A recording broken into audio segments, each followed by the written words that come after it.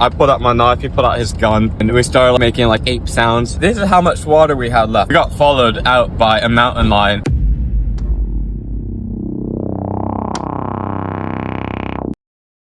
2 years ago, a friend and I decided we wanted to have an awesome adventure story to tell to our kids. So we picked a 70-mile bikepacking route off the internet, packed up the next weekend, and then drove to the Ojai mountains. By the second day of our mini adventure, we were out of water, lost in the dark, and trying to stare off a mountain lion with ape sounds. Here's the full story.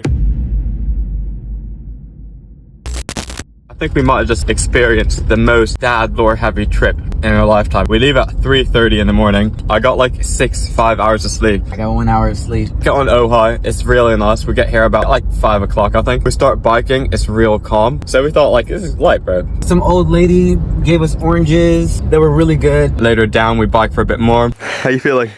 Like I just biked 200 pounds up a hill.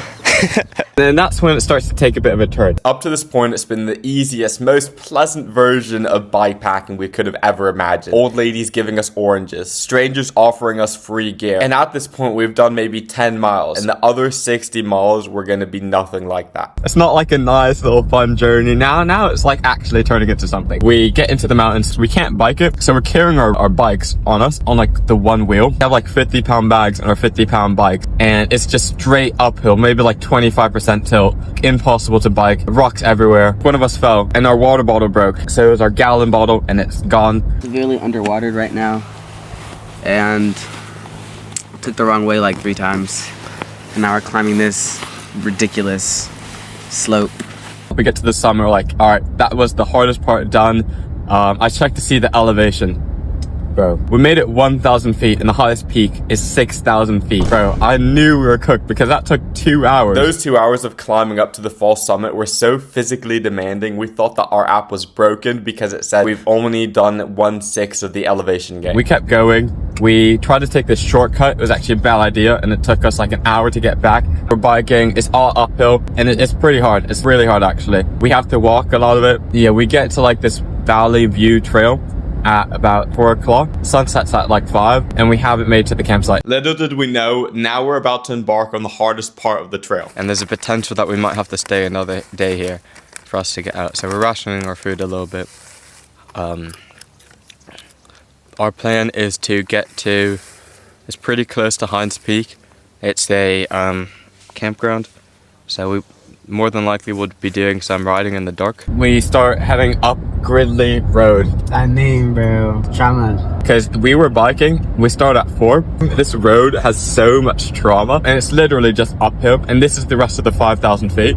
Walking/biking up that until 11:30. Bro, I can't even explain it. Because when you're walking, it's 15 miles. That's basically a marathon. With 50 pounds on your back and a 50-pound bike, that's kind of like crazy. It's a little bit more crazier than that, young Mokai. Those 15 miles or so whilst carrying 100 pounds across our bag and bike was no easy task. It got to the point where we were throwing up. My buddy Fareed started praying and accepting that this might be our last night on this earth because the road, not even as wide as your handlebars. Cliffside, edge of mountains. Think you're getting to the top? Nope. As soon as you turn that corner, 3 more peaks. And it was night. We couldn't see shit. And not only that, tell them about the mountain lions. Yeah, you heard that right. So, mountain lions are ambush predators, right? They like to jump out from higher than you. We're hearing like these weird cat noises. We're hearing things in a bush. And we've heard things in bushes at the start. Squirrels, birds. No. This was big. I pulled out my knife, he pulled out his gun, and we started like making like ape sounds in attempts to scare the mountain lion. I think that worked. Luckily, we were able to scare off the mountain lion and we made it to the campsite. We were on our very last leg. Set up our tent and lit a fire. We got this crazy boost in energy. Next day, 7:30, we wake up, we get out. Another like 1,000 feet of elevation. The most beautiful views I've ever seen in my life. And it's real nice. And then from there, it's really just like ups and downs, ups and downs. But mind you, we made it to our campsite like 1/5 into the road. And then went to bed there. So we had to cover the next 4/5 on the next day. We were contemplating if we're gonna even have time to go to Heinz Peak because we have other stuff we have to do on the other days. Heinz Peak is the highest peak. Is 6,000 feet elevation. I think we made it at 3 o'clock. Instead of biking to Heinz Peak, we freaking climbed it. We're gonna leave our bikes at the base right there. And we're just gonna hike up 1,000 feet. And we took an off route. It wasn't even a route. We just climbed the mountain and we made it and we saw, it wasn't the sunset, but it was pretty close and it was beautiful. Let's go, guys. We officially made it to Hines Peak.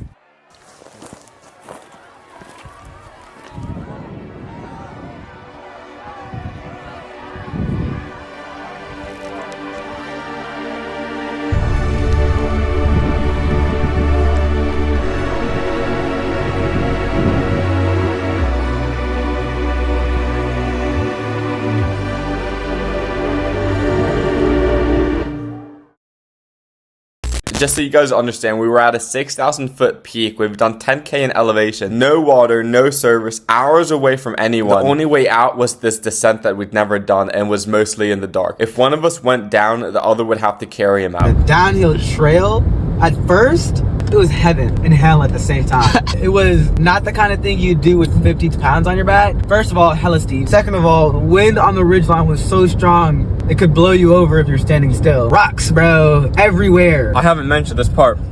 This is how much water we had left. So we were stuck, stranded basically in the middle of the mountains with no water. This is the part of the trip I still fully don't believe happened. It's getting dark, the leaves were in your face, and on the other side, if you look to the right of you, it's just cliff. And my lights didn't work. We found like a river and we just drank the river water and it was nice and calm. By the way, on this path I'm talking about, it said, do not enter. And after we entered this road, because we're like, there's no way we're going this way, right? Like, check the map, check the map. Checked it. That's the route that we set on our own, never being there before, right? We're like, oh, this looks cooler, right? Pitch black, right? Yeah. See like signs, right? And we can't read them because the light's too dim. So we're like, forget it, right? And keep going. Mind you, we're going 30 miles an hour in pitch dark, dim light in the front. So if something happens, like, we're done. We're done. We're done. And then what do we see? Bear poop, so much of it. So much. The first time we saw it, I was like, oh my God, that's bear poop. There might be a bear. 2, 3, 4. Oh shoot, what if it's a family? They're not small piles. Those bears have been eating, bro. The freaking trees looming over us, over the road. God, it was out of a horror movie. Yeah, it was. So we started screaming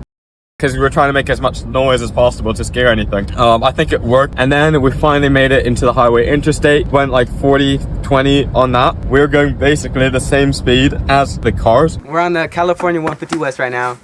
We're gonna bike around 15 miles to get to the car. Just came out of biking in the mountains at